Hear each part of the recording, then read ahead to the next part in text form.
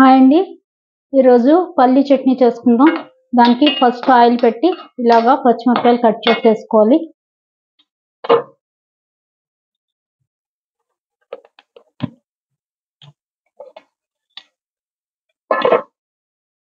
Cut చేసేసుకుని ఇలా మూత పెట్టి వేయించుకోవాలి కాసేపు.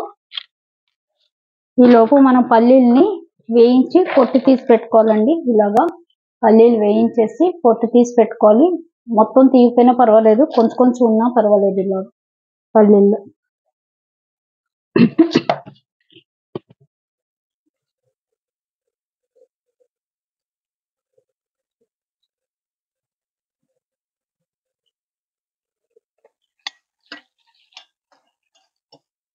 చూసారు కదా, ఇలా వేగాక ఇప్పుడు ఇందులో పల్లీలు వేసుకోవాలి.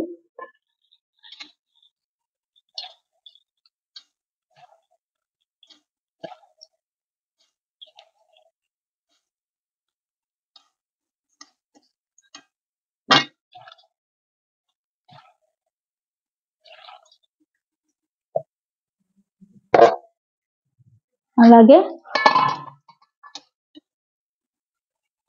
చూసారు కదా, పల్లీలు వేసుకుని ఒకవైపు వేయించుకోవాలి. అలాగే కొంచెం గులసెనగపప్పు, రెండు కలిపితేనే బాగుంటుందండి చట్నీ.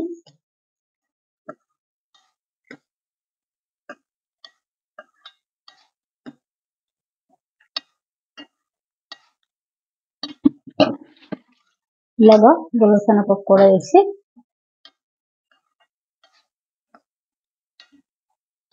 కాసేపు మూత పెట్టుకోవాలి.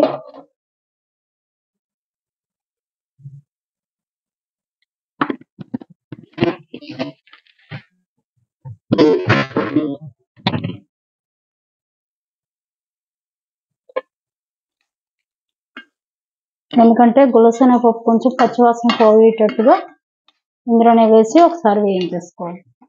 చూసారు కదా, ఇలా వేయించి స్టవ్ ఆఫ్ చేసుకోవాలి. ఆఫ్ చేసుకుని ఇందులో కొంచెం సాల్ట్ వేసి మనం గ్రైండ్ చేసుకోవాలండి. కావాలనుకున్న వాళ్ళు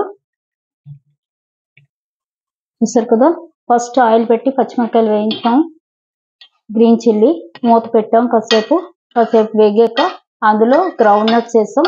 ఆ గ్రౌండ్ నట్స్ కూడా కొంచెం వేగాక అందులో మనం శనగపప్పు వేసామండి.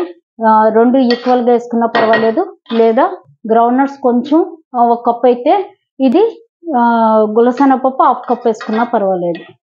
అలాగే గ్రీన్ చిల్లీస్ మన కారాన్ని బట్టి వేసుకోవాలండి, వేసి వేయించుకోవాలి. ఇప్పుడు వేగిపోయాయి, స్టవ్ ఆఫ్ చేసేసి కొంచెం సాల్ట్ వేసేసుకోవాలి. వేసుకుని ఇందులో కావాలనుకున్న వాళ్ళు గార్లిక్ కూడా వేసుకోవచ్చండి, బాగుంటుంది. నేనైతే గార్లిక్ వేయటం లేదు, పొట్టుదే. గార్లిక్ కావాలనుకున్న వాళ్ళు గార్లిక్ వేసుకోవచ్చు. ఇప్పుడు ఇది చల్లారాక మనం మిక్స్ చేసుకోవాలండి. ఇంతే పల్లీ చట్నీ చాలా బాగుంటుందండి. ఇది ఇడ్లీలోకి, దోశలోకి, పునుకుల్లోకి అన్నిటిలోకి బాగుంటుంది.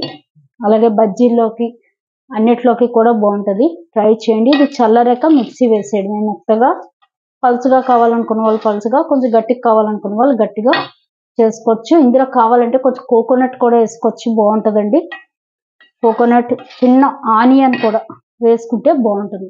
ఆనియన్ కూడా పచ్చిదే, కొంచెం ముక్కల్లాగా తరిగి వేసేసి మిక్సీ వేసేస్తే లాస్ట్లో ఆనియన్ వేసి మిక్సీ వేసుకుంటే కూడా చట్నీ బాగుంటుంది. ట్రై చేయండి. Thank you very much. Bye. చూసారు కదండి, ఇలాగా మిక్సీ వేసేసుకుని పల్లీ చట్నీ ఇలా పెట్టేసుకోవాలి. పలుచగా కావాలంటే పలుచగా, గట్టిగా కావాలంటే గట్టిగా ఇలాగా మిక్స్ వేసి పెట్టేసుకోవాలి. ఇది మనం ఫ్రిడ్జ్లో పెట్టుకుంటే 10-15 రోజుల వరకు ఉంటుందండి, పాడవదు గట్టిగా అయితే. అలాగే చూసారు కదా, ఇలా పోపు కూడా వేసి పెట్టుకోవాలి. పోపు ఎప్పుడు కావాలంటే అప్పుడు వేసుకోవాలండి. నేను ఇలా పోపు వేసి ఒక బాక్స్లో పెట్టేస్తాను. ఎప్పుడు కావాలంటే అప్పుడు మనం చట్నీ తినేటప్పుడు వేసుకోవాలి. ఆ కప్పులో బాగుంటుంది అలాగా.